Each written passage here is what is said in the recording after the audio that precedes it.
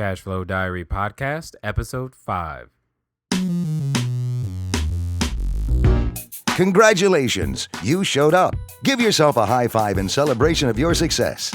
Welcome to the Cash Flow Diary, where new and experienced investors come to take confident action towards their goals. Your host is a family man, a real estate entrepreneur, investor, coach, and instructor. As a master facilitator of Robert Kiyosaki's Cash Flow 101 game, he's inspired many to begin their journey into creating cash flow for themselves and their family.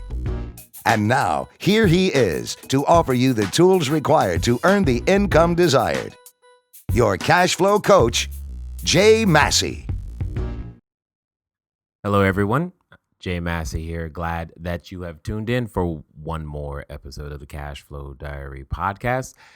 If you have not already listened to the first episode, make sure you do so that you understand the format of the show. More importantly, what we have available for you, known as Cash Flow Foundation. It's a free course that teaches you the information on how to never need a job again. Most importantly, how to go out there to create cash flow for yourself and what those most important steps are.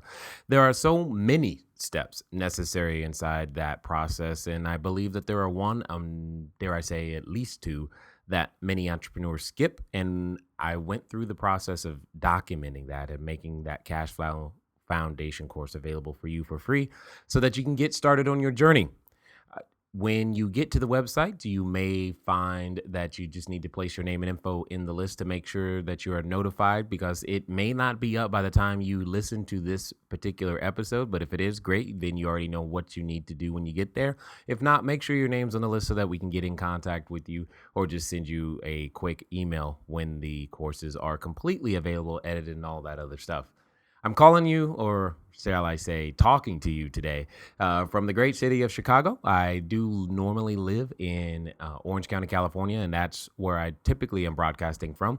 But this particular past weekend, these past 4 or 5 days or so, I've been out here in the Chicagoland area helping some investors understand, the finer points, if you will, of real estate investing. And it's been an absolute amazing time. And I'm also looking forward in the coming week, headed to the Atlanta area to do the exact same thing, just teaching more and helping more individuals understand and how to develop their cash flow and using real estate as the background, but also as business as well.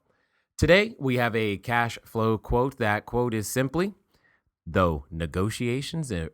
Okay, let's start that over. Though negotiations are a rough game, you should never allow them to become a dirty game.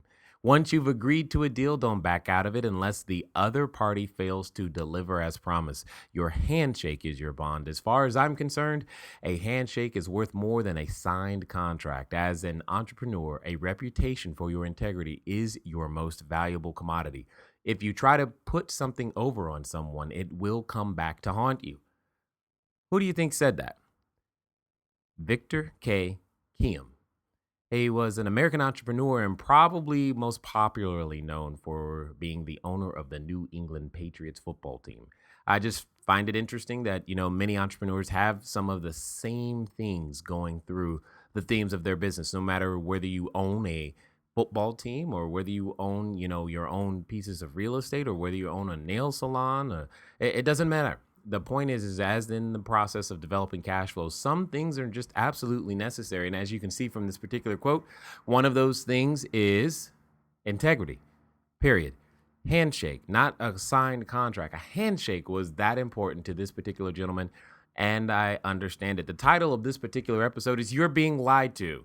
It's 3 things that you are likely basing your life on that you have no clue are affecting you, and I just want to share some light on them.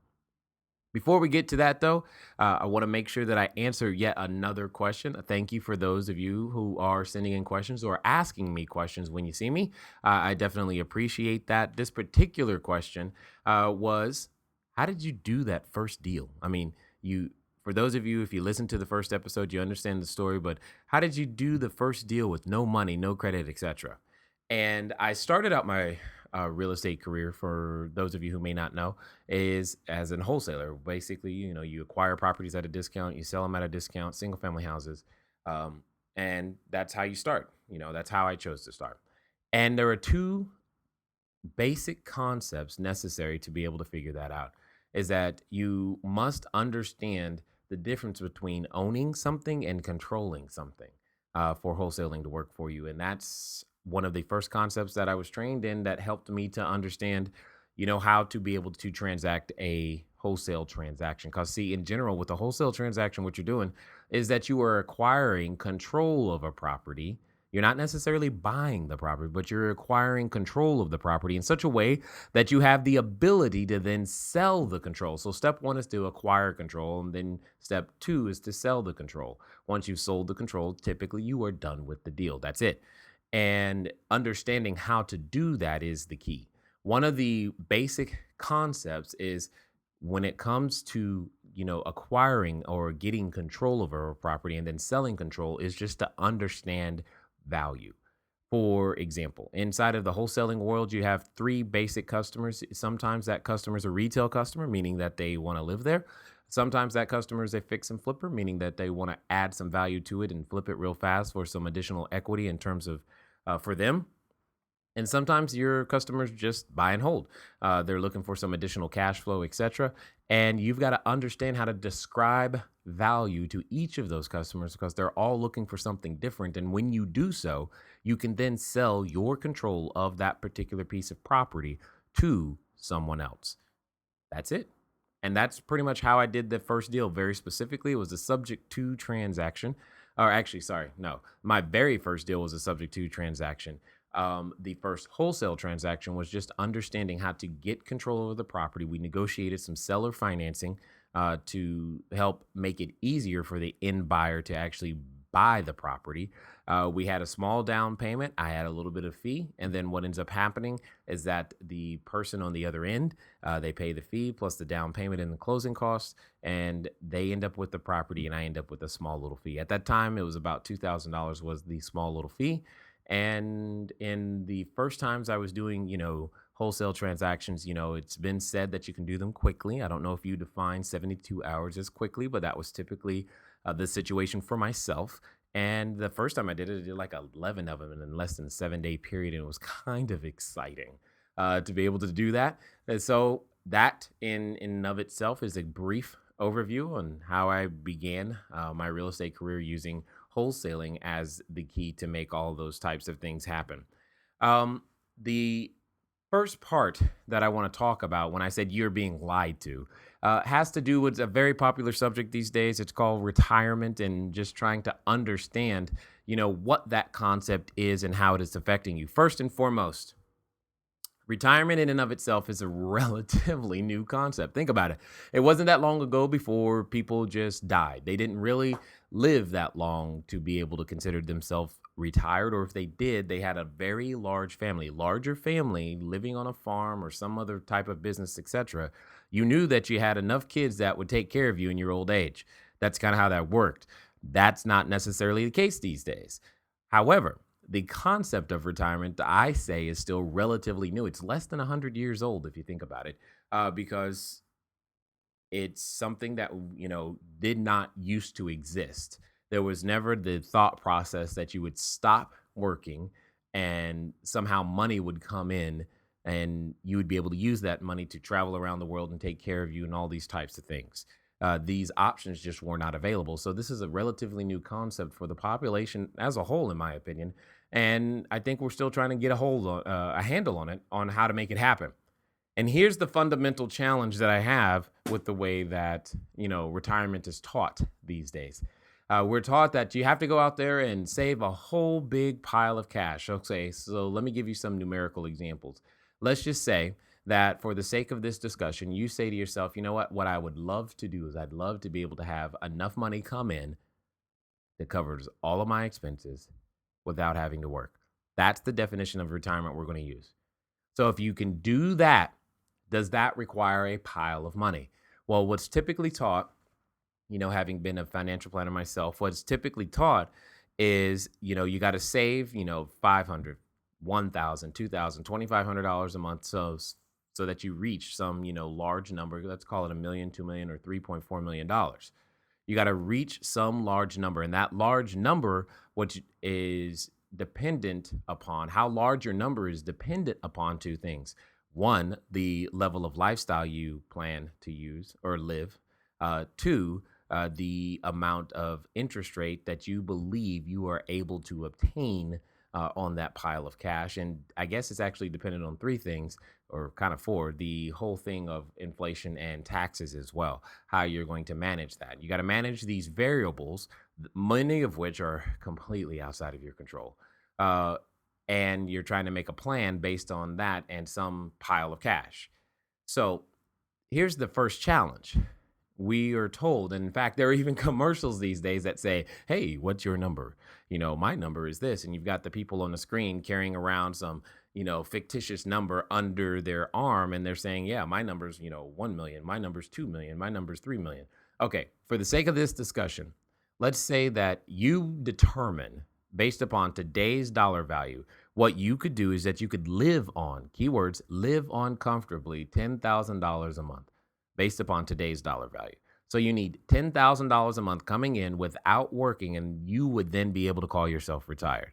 If you can figure that out, then great. So just continue with this example. What that means is that an average interest rate of 3.49%, and assuming inflation is also the same, so it matches. And by the way, that we're not including any sort of tax calculation. So right now, tax is zero. Okay. So you've got no tax on your income, and you're earning 3.49%, and inflation is also 3.49%. In order to make this situation work, what that means is that if you plan on living for at least 20 years in this state of retirement, you would need to have $3.4 million at your disposal. $3.4 million would need to be earning at least 3.49% interest. Inflation would need to stay static, and you would have to have no income tax. And then therefore, for 20 years, you have a shot at earning, that particular amount of money on a monthly basis. Well, a couple of challenges with this, in my opinion.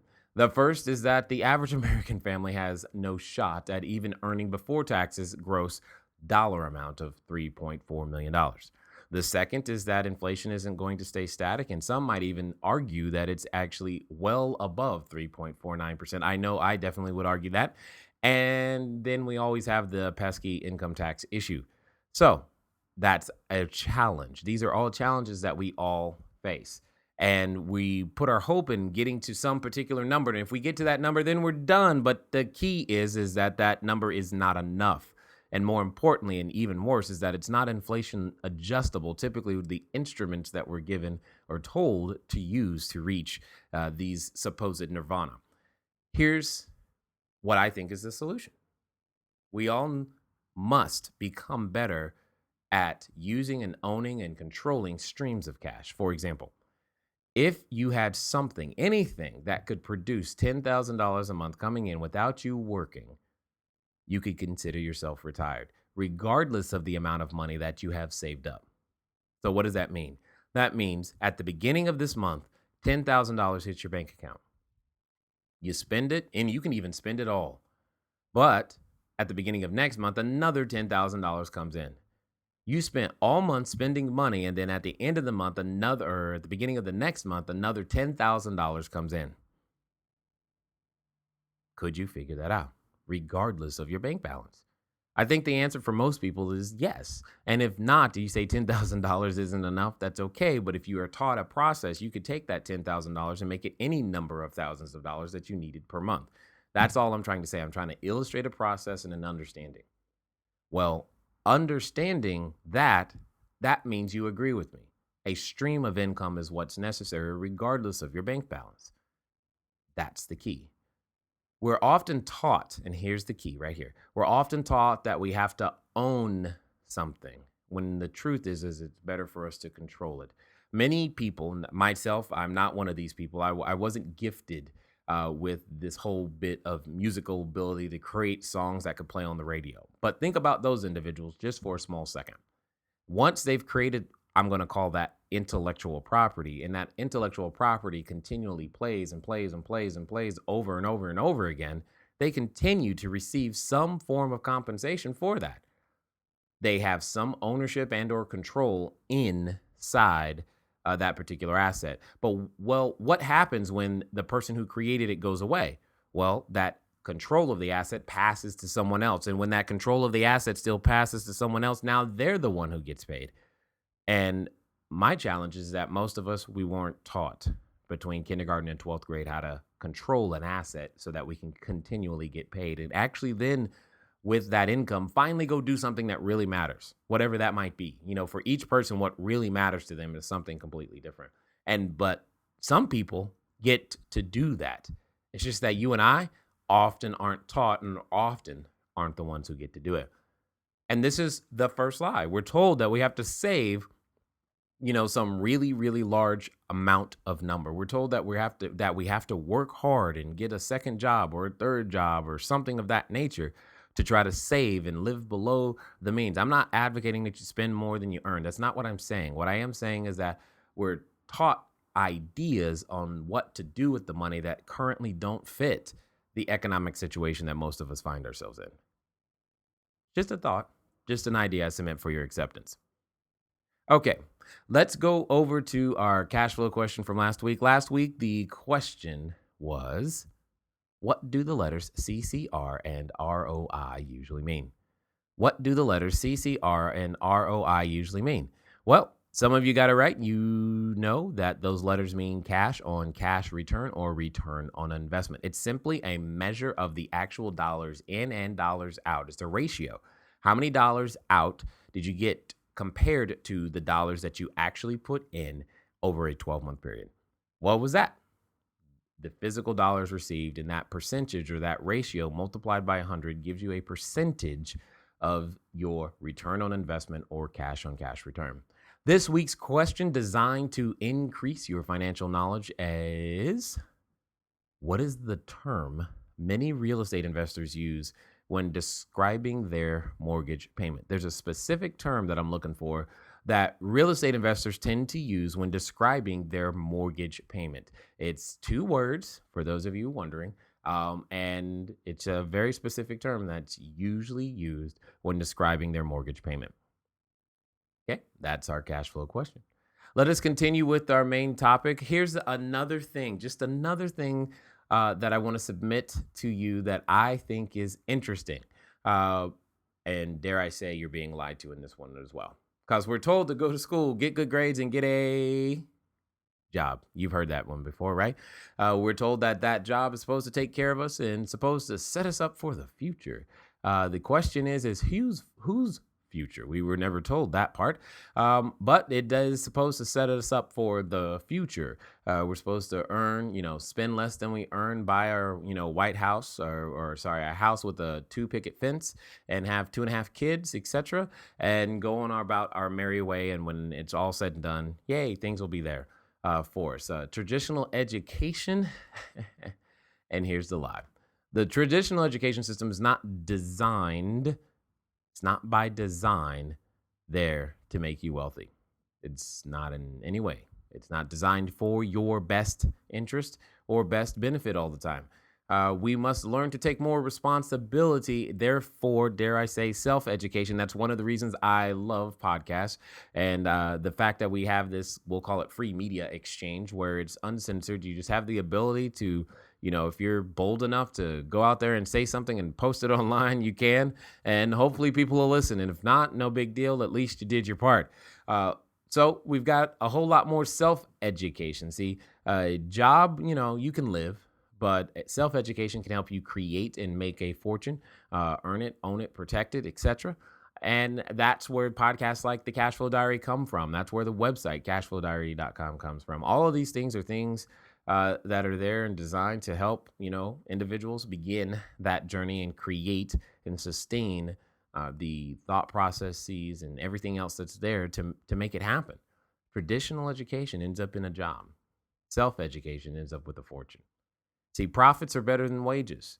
Profits are better than wages. Oftentimes when individuals, I know myself, I went through this, I can remember thinking, man, if I let go of this job, how can I have a quote unquote steady paycheck, right? You remember those words, steady paycheck? Some of us have found out recently that our paychecks still aren't steady, right? And here's what I'm going to say. The only reason your income in your business isn't steady is because you are not steady. If you put forth consistent effort in your business and you offer something that's of value, your income will be steady. It produces ratios. You'll be able to do things and understand them predictably once you do that. For example, if no matter how many, let's say, how many times you're out there prospecting or how many times you have, units, say you have, 10 or 15, rental properties, right? Over the course of a year, there's a certain percentage of them that's going to produce some vacancy. Well, that vacancy is a number that you can get used to understanding. And then once you get used to understanding, so long as you continue to consistently enforce quality control measures, what you end up with is a predictable stream of income, a baseline and a top line, and you've got, some delta in between. You could say, hey, predictably, I know that this much is least will come in, at least, barring some huge natural disaster or something of that nature. You can do that. And you can then therefore produce consistent returns. Well, all right, maybe it's not real estate. Maybe it's your own personal business. You can say, well, if I do this many prospecting calls, if I do this many presentations, if I invite this many investors into my deal, or if I look at or write this many offers, or if I fix and flip this many houses, or if I sell this many units, you get the idea where I'm going. At some point, so long as you stay consistent, you have the ability to have consistent income. And then as you grow, what you do is you develop systems around the things that you would need to do so that you physically don't have to continue to do them. And then that even makes your business more consistent because now it's a system that's dependent on more than just you. This is part of the process and part of the reason why the Cashflow Foundation course was created, is to help you begin to put that system in place. To help you begin to put that system in place so that you could use it to develop any sort of business that you wanted to. Remember, profits are better than wages. I believe it was the late, great Jim Rohn who taught me that one. Here's another one that I find that's interesting, is that through the process of traditional education, we're told to wait your turn, wait your turn. Could you imagine if there was I'm just going to make something up. Say there was 100 single family houses available. There were no money down and the loans were free. You could, so you didn't have to worry about credit. You didn't have to worry about anything. And there's like 200 people all there. What on earth means or says that you have to wait your turn? That doesn't mean some people don't get any. What ends up happening is that some people get more than others because they're not waiting their turn. They're not waiting, saying, please, by all means, you go first. I find it interesting. Now, I'm not saying I'm not advocating any sort of anarchy, but what I am saying is we don't have to necessarily wait your turn, or more importantly, wait for permission to finally become the individuals that you are inside. What are you waiting on? Do you need a blessing? Do you need someone to say, okay, now you can go be your best self? Okay, here we go. Are you ready? You can now go be your best self. What I want you to do is spend the rest of today introducing your new self, to all of your same friends so that they can get to know this new you. All right. But this new you, it doesn't wait. It takes action. It moves at the speed of instruction, and it makes sure that things happen in such a way that they are a benefit for everybody.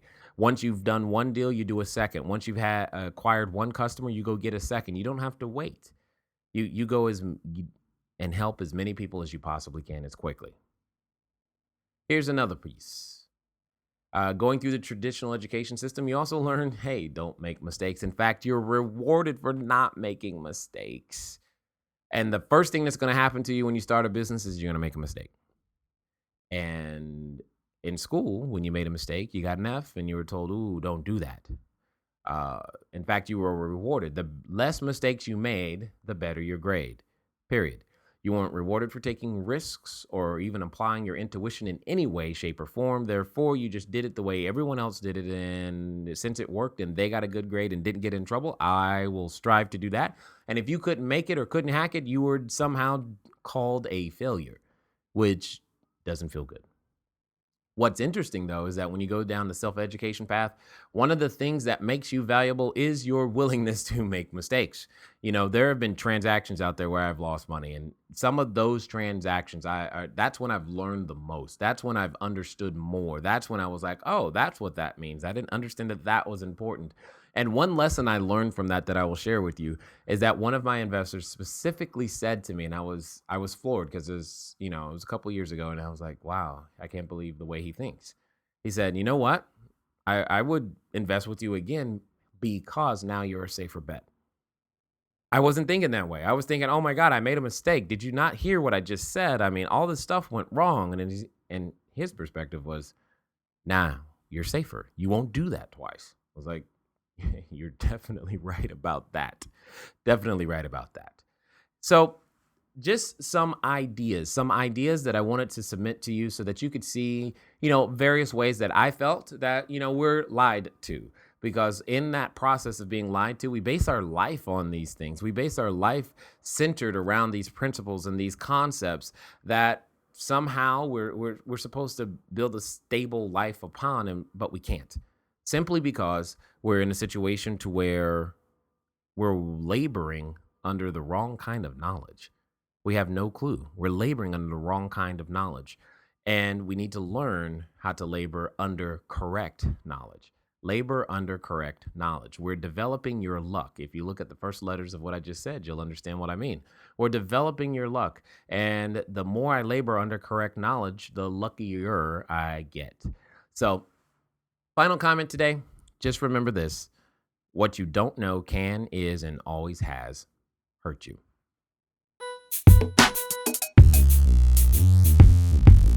Thank you for investing your time with Jay Massey and the Cash Flow Diary. When you have a moment, please visit iTunes and leave a positive comment about the show. And go now to our website, CashFlowDiary.com, to take advantage of our free business building course, Cash Flow Foundation. Gain the knowledge, understanding, and skill that will teach you how to never need a job again.